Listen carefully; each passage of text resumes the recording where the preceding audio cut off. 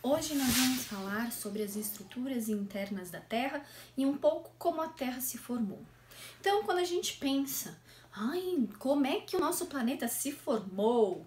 Como é que eu vou mostrar isso para vocês? Infelizmente, eu vou deixar aí no material de apoio, porque é uma aula que eu gosto de mostrar um documentário, mas as circunstâncias não nos deixam estar presencialmente na sala de aula.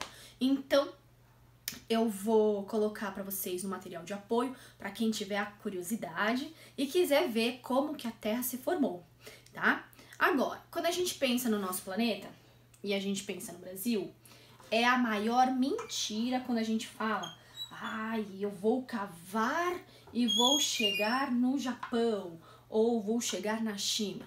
Mentira!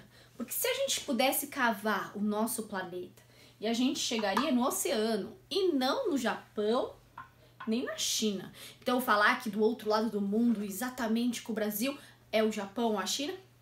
Não, isso não acontece. Segunda coisa que é mentira. Eu vou cavar e chegar no núcleo, que nem aquele filme ruim, Uma Viagem ao Centro da Terra. Esquece aquilo lá não existe, tudo ficção. Então, quando eu falo assim, eu vou cavar e chegar no núcleo, nunca. Para nossa infelicidade em relação à nossa curiosidade e como é que é tudo lá dentro, se a gente pudesse ver, o ser humano nunca chegou ao manto. Como é que a gente sabe o que vai ter nas nossas estruturas internas? Nós utilizamos, o ser humano, os pesquisadores utilizam sondas. Então, ele manda como se a gente fizesse um eco. Ele manda uma onda, essa onda bate no material e volta para o aparelho. Quando ela volta para o aparelho, dependendo do comprimento da onda, tudo física, difícil de vocês entenderem essa parte. Mas quando volta com o eco, do material, eles conseguem determinar se é orgânico, se é com ferro, se é líquido, se é sólido. Então é dessa maneira que a gente sabe. Eu vou mostrar para vocês as estruturas internas da Terra com o ovo. Ficaram curiosos, né? Mas calma. Então, como a Terra se formou? Então, há 4,57 bilhões de anos atrás, dentro de nossa galáxia local, uma nuvem rodopiante de gases oriunda do Big Bang. Lembrando que estamos aqui falando da ciência e não da religião, tá? Do Big Bang, que foi uma super explosão do universo, e de supernovas, estrelas que explodiram, foi contraída por forças gravitacionais. E aí, toda essa quantidade de material denso, conhecido como nebulosa, que é onde as estrelas nascem, condensou-se e formou um sistema solar. Então, ficou girando, e aí vai formando, as estrelas. O nosso Sol é uma estrela. Aí, há 4,567 bilhões de anos, esses gases do centro da nebulosa começaram a se condensar. Então, eles foram juntando, formando uma estrela, que é o nosso Sol.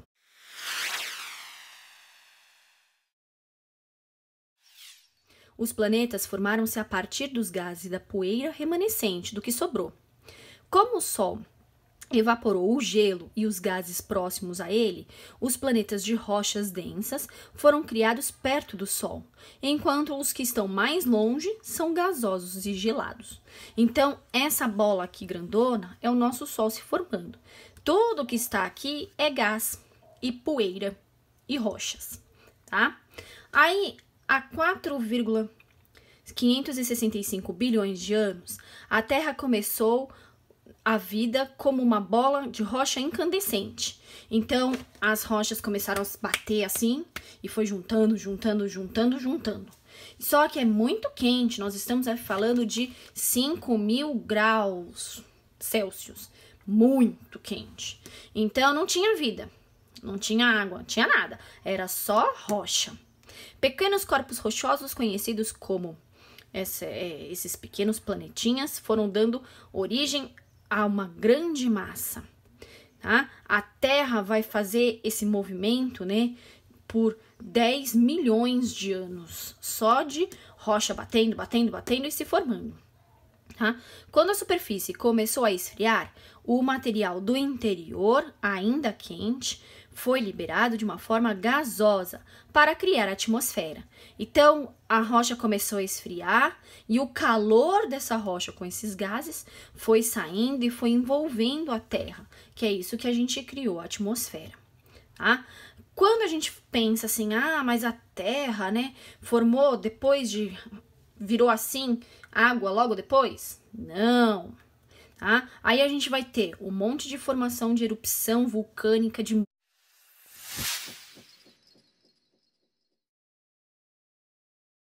magma, era mais líquido, rocha líquida na superfície do que rocha sólida.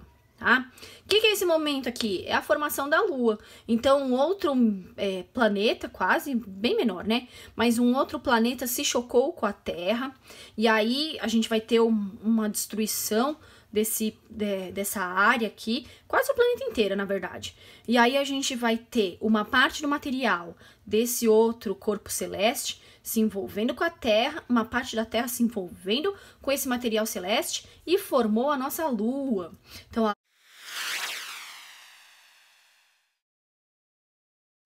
nossa Lua, né, ela está no choque do nosso planeta e formou a nossa Lua, tá? A superfície dessa Lua tem várias crateras, então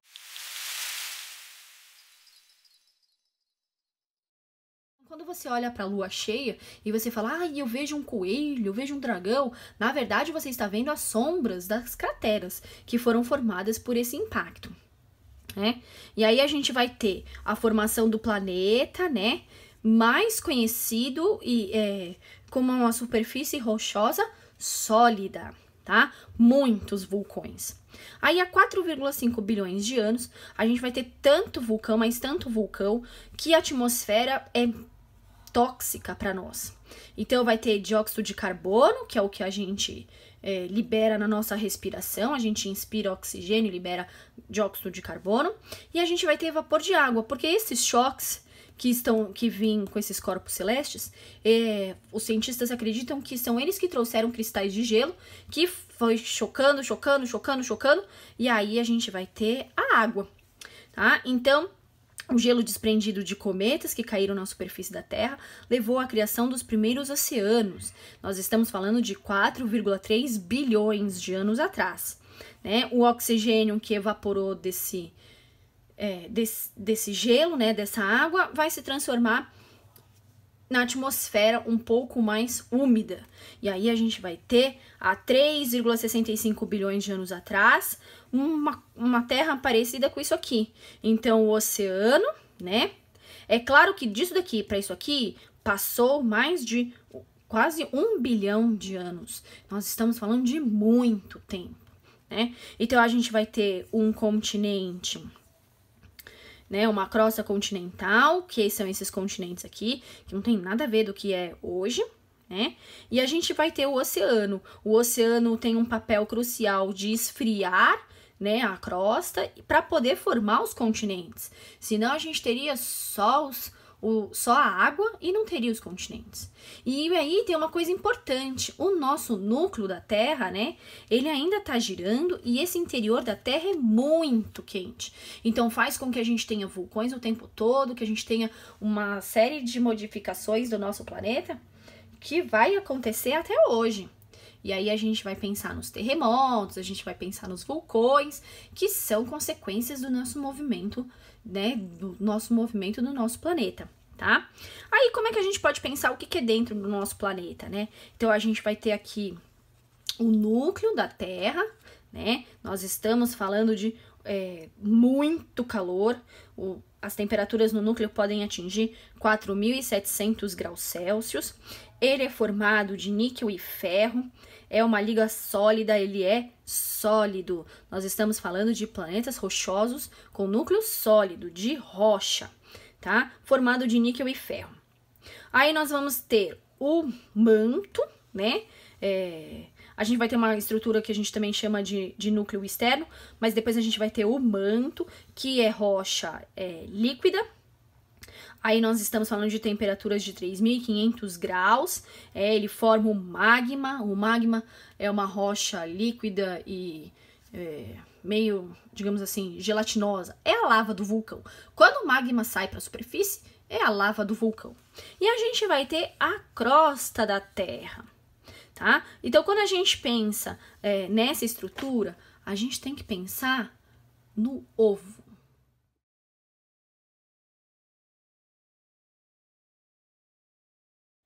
Por que eu falo para pensar no ovo? Está cozido. Porque quando a gente pensa na proporção das camadas da Terra, a gente pode pensar e fazer essa analogia com o ovo. Então, toda essa crosta, a casca do ovo, é a crosta terrestre, tá? Então, a gente tem, e vocês conhecem a casca do ovo, a gente tem uma crosta dura. Mas é uma crosta que ela não precisa necessariamente, né, ser dessa maneira. Por quê? Porque quando a gente pensa no nosso planeta, a nossa crosta terrestre, ela é dividida em partes, como eu estou fazendo aqui na casca do ovo. Não tanto quanto com a quantidade, né, de cascas, de partes da casca do ovo, mas cada plaquinha dessas da casca do ovo é como se fosse, né, pensando aqui na nossa comparação, como se fosse a crosta terrestre. Então, a crosta terrestre também está dividida em várias partes. Elas nós chamamos de placas tectônicas.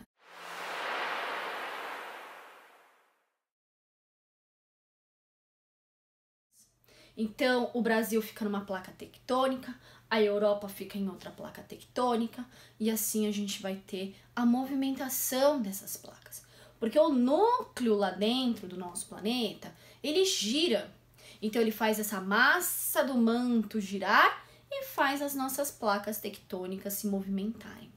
Então, quando a gente pensa, né, no nosso planeta, ele não é parado, ele é dinâmico, tá certo? E aí a gente pode pensar na estrutura do planeta. A nossa crosta terrestre, comparado com o tamanho do nosso planeta, tem a finura de uma casca de ovo. Então a gente pensa assim, poxa, o ser humano não conseguiu cortar inteira, perfurar inteira a nossa crosta terrestre? Não. E ela é proporcionalmente o tamanho, né, a espessura de uma casca de ovo. Aí, quando a gente pensa no ovo em si, qual é a camada que a gente vai ter após a crosta terrestre, embaixo da crosta terrestre? A gente vai ter o manto. Então, o manto aqui, no caso do ovo, é sólido, mas no nosso caso do nosso planeta, não. O manto está abaixo da crosta terrestre, né? E ele vai estar rodeando o núcleo e vai se mexer. Então, o núcleo gira lá dentro, o manto gira também e movimenta a crosta terrestre. E quando a gente pensa, né, dentro da crosta terrestre, aí a gente vai ter vamos partir o ovo aqui. A gente vai ter o núcleo da Terra. E se a gente pensar no núcleo da Terra com o ovo, é mais ou menos essa proporção. Mais ou menos a gente vai ter a quantidade de manto para a quantidade de núcleo. Então, o núcleo do nosso planeta, ele é bem grande comparado ao nosso planeta, certo? O núcleo de outros planetas também vão ser grandes ou pequenos comparado com o tamanho do planeta, tá? O núcleo do nosso planeta é sólido, tá certo? O manto, ele é rocha líquida. A crosta terrestre é sólida.